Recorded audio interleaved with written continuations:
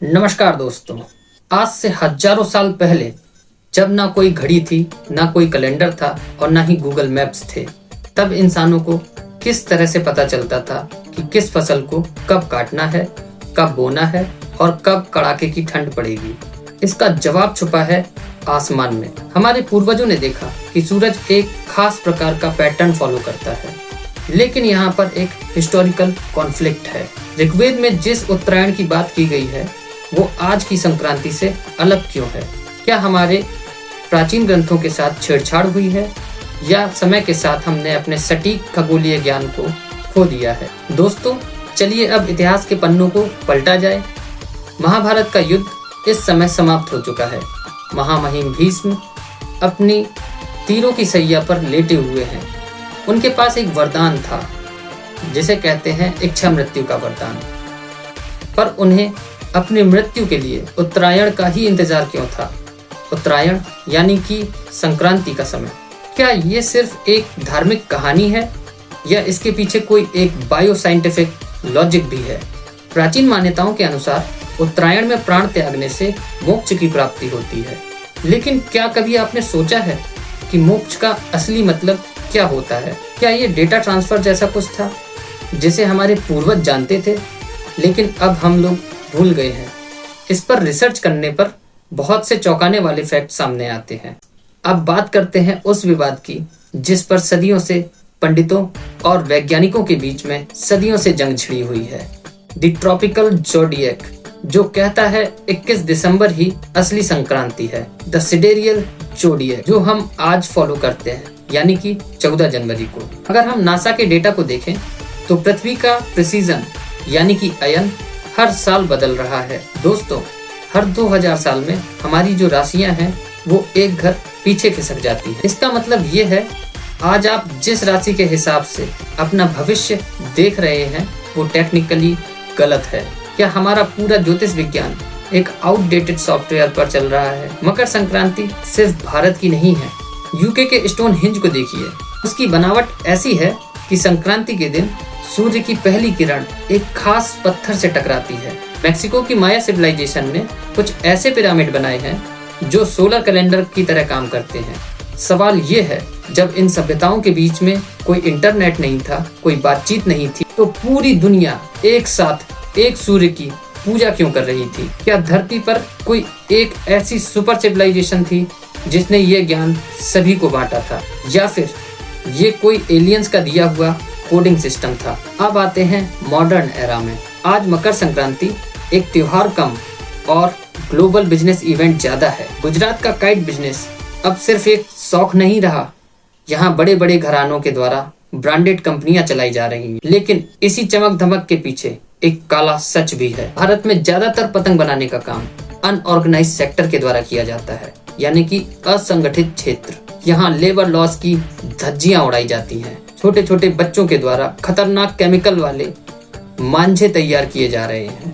क्या आपकी एक दिन की पतंगबाजी किसी बच्चे के बचपन को छीनने का हकदार है? और वो चाइनीज मांझा जिसे सरकार ने बैन लगाया है, वो फिर भी मार्केट में कैसे बिक रहा है? यहाँ आता है सिस्टम का बिगेस्ट फेलियर। एक डेटा के मुताबिक सिर्फ अहमदाबाद के अंदर संक्रांति के 2 दिन के अंदर करीब 2000 से ज्यादा पक्षी घायल होते हैं। इनमें से कई विलुप्त प्रजातियां भी होती हैं। सोचिए, हम सूर्य की पूजा कर रहे हैं जो जीवन का स्रोत है, और उसी दिन हम आकाश के रक्षकों यानी पक्षियों का कत्ल कर रहे हैं। क्या ये आयरनी नहीं? हम तिल और गुड़ के बने हुए पकवान खाते हैं ताकि हमारा शरीर शुद्ध हो, लेकिन अपनी नदियों में कचरा और प्लास्टिक बहा देते हैं। क्या हम वाकई में त्योहार मना रहे हैं या अपनी ईगो को सेटिस्फाई कर रहे हैं? उत्तर भारत में इस दिन खिचड़ी बांटी जाती है, लेकिन आजकल खिचड़ी में दाल चावल से ज्यादा राजनीति पकती है। दलित बस्तियों में जाकर राजनेताओं का खिचड़ी खाना क्या वाकई समानता का प्रतीक है या ये सिर्फ एक इलेक्शन स्टंट है? हम देखेंगे कि कैसे पिछले 10 सालों में त्योहारों को पॉलिटिकल माइलेज के लिए इस्तेमाल करना एक नॉर्म बन गया है। क्या हम मकर संक्रांति को उसके वैज्ञानिक और आध्यात्मिक रूप में वापस ला पाएंगे, या फिर ये त्योहार भी शोर शराबे, प्रदूषण और राजनीति के भेंट चढ़ जाएगा? समय आ गया है कि हम अपनी परंपराओं पर सवाल करें, क्योंकि सवाल पूछना ही लोकतंत्र और विज्ञान की पहली सीढ़ी है। अगली बार जब आप आसमान में पतंग देखें तो याद रखिएगा कि वो धागा सिर्फ आपके हाथ में नहीं, वो हमारे इतिहास, भविष्य और प्रकृति से जुड़ा है।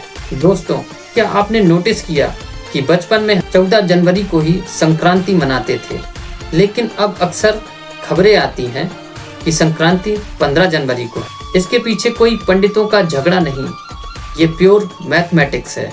पृथ्वी की गति और सूर्य के गोचर के बीच हर साल करीब 20 मिनट का फर्क रह जाता है। ये 20 मिनट सुनने में तो छोटे लगते हैं, लेकिन 72 सालों में जुड़ कर ये पूरे 24 घंटे बनाते हैं, यानी कि पूरा एक दिन। 18वीं शताब्दी में संक्रांति 12 या 13 जनवरी को आती थी। 19वीं और 20वीं शताब्दी में ये 14 जनवरी फिक्स हो गई, लेकिन अब हम उस साइकिल के अंत में हैं। एक्सपर्ट्स का मानना है कि अगले 55 से 70 सालों तक अब हम मकर संक्रांति को 15 जनवरी को मनाएंगे। और जानते हैं चौंकाने वाली बात क्या है? साल 8000 तक आते आते मकर संक्रांति जून के महीने यानी कि गर्मियों के दिनों में मनाई जाएगी। क्या हमारा समाज इस बदलाव के लिए तैयार है? अब चलते हैं दुनिया के सबसे बड़े इंसानी जमावड़े की ओर, प्रयागराज का माघ मेला। मकर संक्रांति के दिन यहाँ पहला शाही स्नान होता है। लेकिन दोस्तों, थोड़ा रुकिए। 4 डिग्री सेल्सियस की ठंडी में सुबह 4 बजे ठंडे पानी में उतरना, क्या ये सिर्फ अंधश्रद्धा है? अगर आप इसे बायोलॉजिकली देखें तो ठंडे पानी में अचानक डुबकी लगाने से शरीर में कोल्ड शॉक रिस्पॉन्स पैदा होता है, जिससे एंडोर्फिन रिलीज होते हैं। लोग इसे आध्यात्मिक सुख कहते हैं और साइंस इसे केमिकल लोचा कह सकता है। लेकिन यहाँ एक कॉन्फ्लिक्ट है। क्या करोड़ों लोगों की आस्थाएं हमारी नदियों के ऊपर एक बोझ बन रही हैं? नमामि गंगे प्रोजेक्ट के बावजूद संक्रांति के बाद गंगा नदी में अमोनिया और बैक्टीरिया का लेवल क्यों बढ़ जाता है?